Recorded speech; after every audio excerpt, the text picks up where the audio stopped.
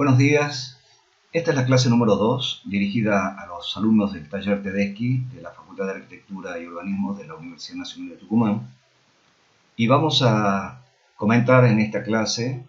cuáles son los antecedentes de los trabajos que van realizando los alumnos de primer año desde los años 2016 al 2019.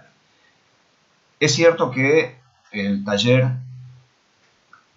tiene alumnos de primer año desde años anteriores, desde el año 2014 y 2015, pero esos fueron cursos que llevan la misma idea de lo que se desarrollaron en los años posteriores, pero ahora nos vamos a sintonizar básicamente en estos últimos 3 años o 4 años.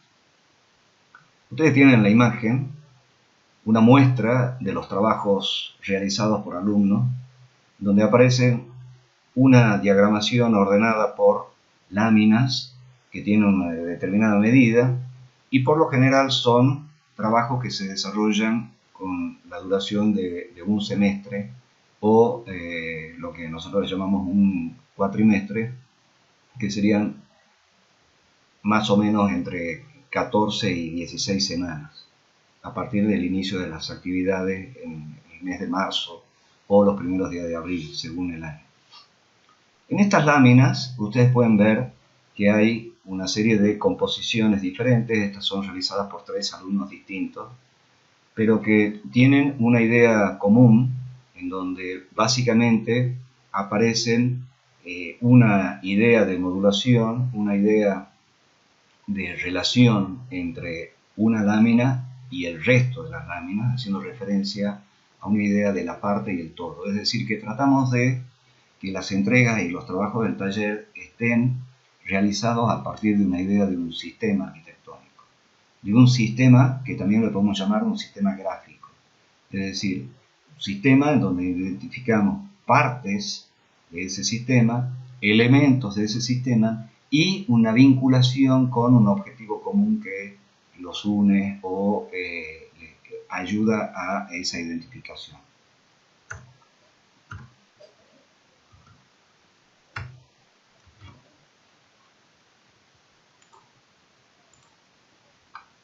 La siguiente lámina, esta imagen, nos vamos a referir a cuáles son los objetivos en general de los trabajos que vamos realizando en primer año. Primero, es necesario también remarcar que los objetivos de los trabajos por lo general tienen un elemento en común. Ese elemento común está vinculado a el descubrimiento de lo que nosotros llamamos el espacio arquitectónico. Ese espacio arquitectónico se debe definir a partir de una serie de manipulaciones que van realizando los alumnos y que tienen que ver necesariamente con experimentaciones de tipo formales. Por lo tanto, lo que el alumno debe realizar al inicio de su tarea en el taller es comenzar manipulando distintos tipos de formas y de materiales para realizar maquetas arquitectónicas. A partir de estas maquetas es en donde experimentamos las distintas conformaciones que pueden tener volúmenes, materiales diferentes, con materiales diferentes, pero que además de eso nosotros tenemos como elementos didácticos, como elementos objetivos didácticos de los ejercicios que se basan en algunos puntos que los vamos a mencionar en esta clase. Uno es que es necesario tener, para realizar estos ejercicios, atención y concentración. Es decir, para poder realizarlo es necesario que el alumno tenga la concentración necesaria y la atención en lo que está haciendo. Luego también hay que insistir en algo que no es normal que los alumnos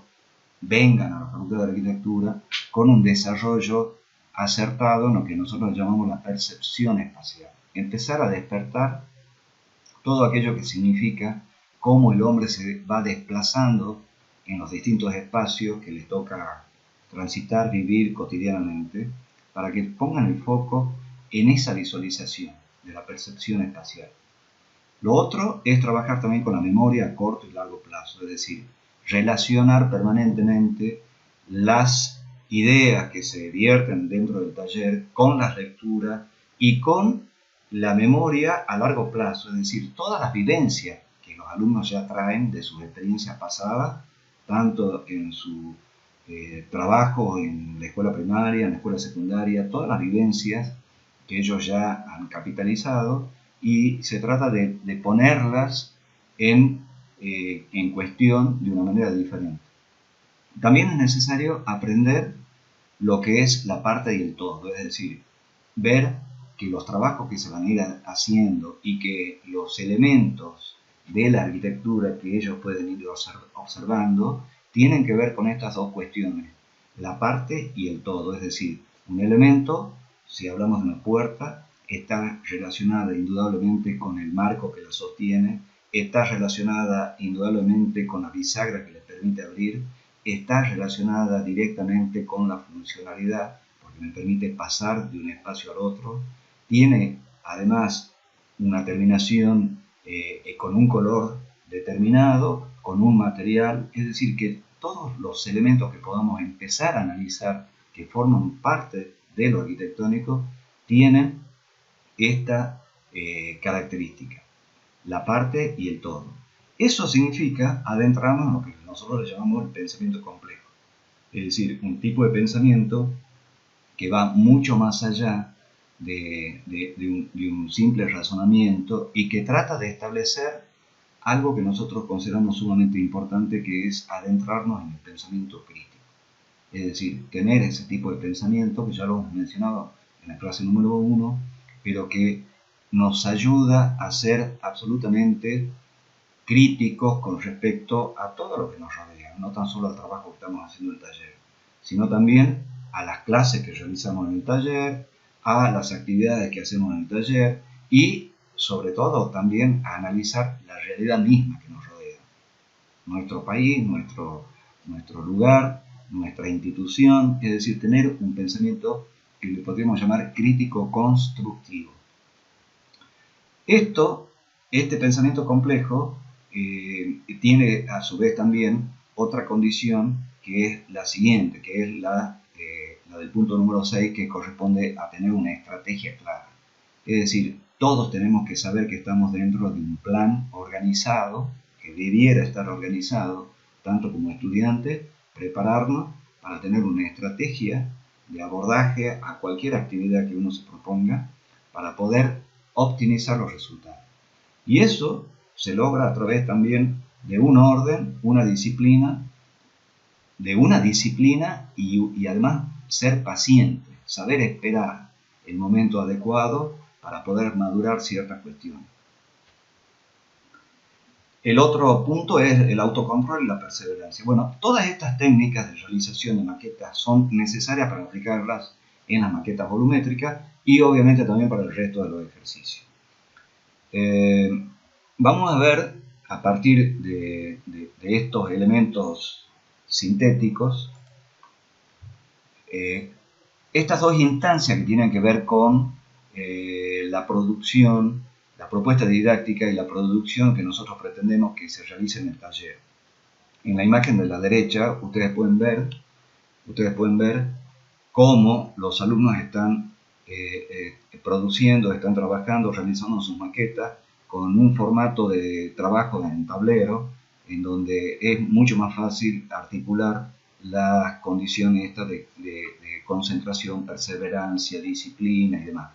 Y en la imagen de la izquierda ya vemos la puesta en común de lo realizado, en donde los alumnos están observando, en donde los docentes del taller hacen sus indicaciones, donde los alumnos hacen sus preguntas y donde surgen esta puesta en común casi como una construcción colectiva.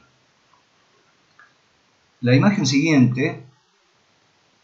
tiene que ver también con una cuestión que la estamos instrumentando ya desde hace un tiempo, que es partir en la primera hora que llegamos a estudiantes del taller de una actividad diferente a la que ellos luego tienen que realizar. Esa actividad diferente es una ejercitación diaria que como objetivo sería la preparación de habilidades manuales, puede ser el escribir palabras que tengan un determinado significado particular en lo espacial y que eso conlleve una determinada resolución gráfica, ver qué es lo que esa palabra denota, que esa palabra provoca. Esto lo hemos desarrollado a partir de Bacon, que escribe un libro que se llama Gramática del Arte, y consideramos que es un ejercicio de mucha utilidad. En las imágenes se pueden ver ya las manipulaciones de los ejercicios que realizamos el año pasado, pero que lo vamos a explicar de alguna manera más adelante. Esta es una propuesta de alumnos del taller que realizaron en el año 2017. Es importante también remarcar acá una condición fundamental que une todos estos ejercicios, que es la ruptura de la caja. ¿Qué significa la ruptura de la caja? Significa que tratamos de provocar a partir de un elemento volumétrico, que puede ser un cubo de determinada medida, de determinada conformación, introducir las perforaciones necesarias para que el alumno descubra cómo la materia, la luz, inciden para percibir el espacio interior. A partir de estas manipulaciones geométricas formales es donde el alumno va a empezar a entender las múltiples relaciones que se establecen entre un espacio interior, un espacio semi-exterior y el espacio exterior. Entonces, lo primero que hacemos es establecer las situaciones características de lo que podría ser este volumen que no tiene función, pero que nosotros sabemos qué funciones se les podría asignar en 2 o en 3 semanas más adelante. Entonces, los alumnos comienzan manipulando una forma a través de la maqueta volumétrica. Este es otro de los ejemplos que hicimos en el año 2017. La de abajo es la entrega ya completa del segundo semestre, o sea, la entrega final del primer año, en donde aparece en la primera lámina cómo se inserta ese volumen que en definitiva fue una vivienda mínima, luego de las manipulaciones y los análisis que hicimos en el primer semestre, cómo se inserta esta vivienda dentro de una determinada parcela de la ciudad, en donde se hace un pequeño recorrido por el sector para identificar las variables y características de esa calle, estudiando obviamente también el espacio público. No estamos separados de lo que sería esta manipulación geométrica del sitio, del contexto y de la problemática urbana. Es ahí donde el alumno empieza a detectar estas características. Las láminas 2, 3 y 4 tienen que ver con el desarrollo de la planimetría, alternativas volumétricas de esa maqueta,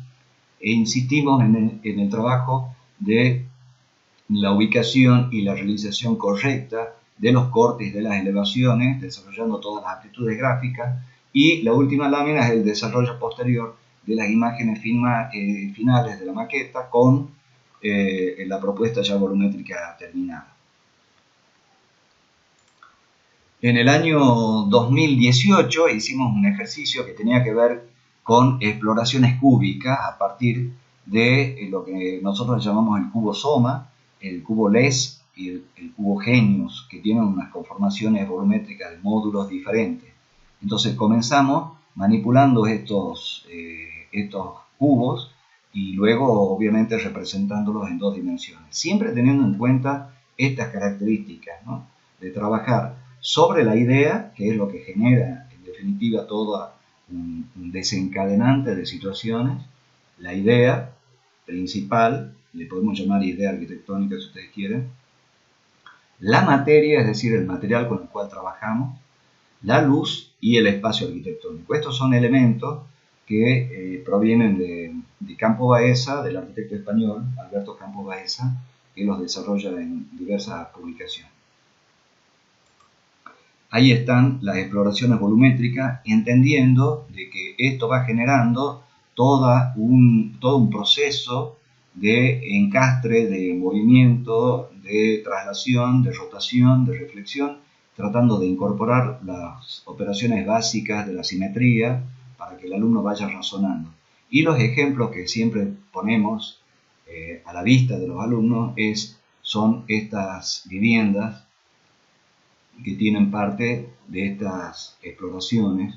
y que uno las puede identificar claramente, ¿no?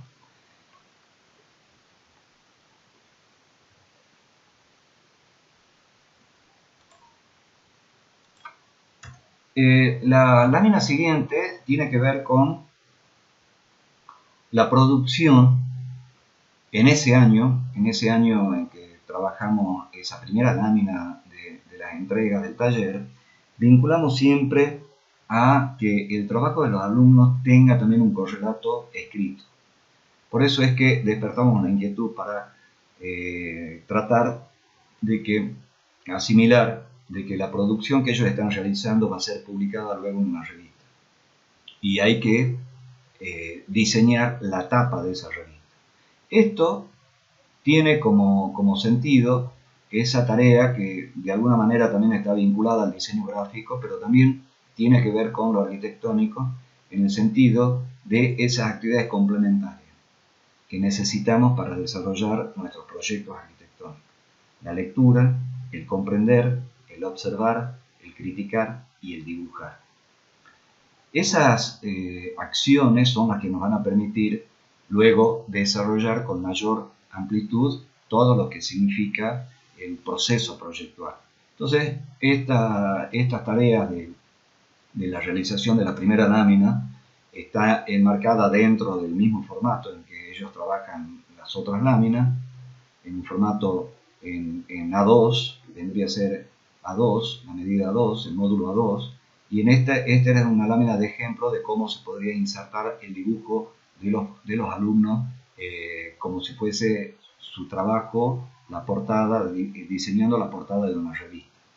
Este es el campo con el que nosotros le damos para trabajar, el campo, de alguna manera, el campo gráfico, el ordenamiento que van a tener las láminas, dónde se ubican las plantas, las elevaciones, la escala de grises para poder trabajar y representar lo que está adelante y lo que está atrás. Un elemento también importante que exploramos y tratamos de que ellos visualicen y desarrollen es la aplicación del modulor con sus medidas. A partir del estudio pormenorizado en el momento adecuado, en donde hacen un relevamiento de un espacio determinado y empiezan a modular ese cubo original con la medida y alturas y proporciones del modulor, es que introducimos también este elemento de claro ordenamiento geométrico para poder visualizar las partes y el todo. Bueno, estas son las entregas realizadas en el año 2017, donde siguen ese criterio. En este caso eran láminas realizadas como si fuesen unos pabellones de exposición en un sector muy cercano al de la Plaza Independencia, porque el resto de los cursos también estaba trabajando en esa zona, y los alumnos desarrollan sus propuestas volumétricas, sus desarrollos de alternativas posibles, el estudio también de alternativas es algo que nosotros incentivamos mucho en el taller para lograr que haya una disciplina enfocada a generar cuadros morfológicos de opciones múltiples, es decir, no pensamos en las soluciones únicas, en las verdades consagradas, sino pensamos en que sean capaces de generar un propio sistema de alternativas. Además de los sistemas arquitectónicos, generar también sistemas de alternativas. Esta es otra lámina que sigue también los mismos principios, también fue realizada en el mismo año. Este es otro también grupo de alumnos con las diversas alternativas que lograron realizar, y sí también asignamos un especial dedicación a la cuestión del dibujo y de los croquis realizados por los alumnos a partir de diversos entrenamientos que luego los vamos a ir viendo. Esta es otra de los ejemplos en donde aparecen acá. Esta sería la tapa de la revista que habíamos mencionado al inicio, y luego el desagregado, incluso manifestando también cómo es el proceso que ellos van realizando para hasta llegar al cubo propuesto o a la maqueta volumétrica propuesta. Esta es una de las láminas en donde también a partir de clases teóricas que luego nos vamos a referir, les damos los lineamientos generales para trabajar dentro del contexto urbano o dentro de las características del sitio de emplazamiento que ellos tomarían. En este caso, trabajamos cerca de la zona conocida en Tucumán como El Bajo, por lo tanto hicieron un relevamiento fotográfico identificando diversas variables de ese sitio. Esta es una experiencia que también realizamos en el año 2019, que es la incorporación no ya de la primera lámina con la resolución de la tapa de una revista, sino incorporando una dimensión diferente a lo que sería la representación arquitectónica, la representación gráfica arquitectónica. Es decir, notamos que los alumnos están demasiado condicionados por las leyes que rigen a la representación arquitectónica. Por lo tanto, decidimos incorporar otro tipo de lectura, otro tipo de dinámica a partir de experimentos, que le llamamos nosotros experimentos abstractos, con la utilización de diversas técnicas, que puede ser utilizando materiales como madera, como collage,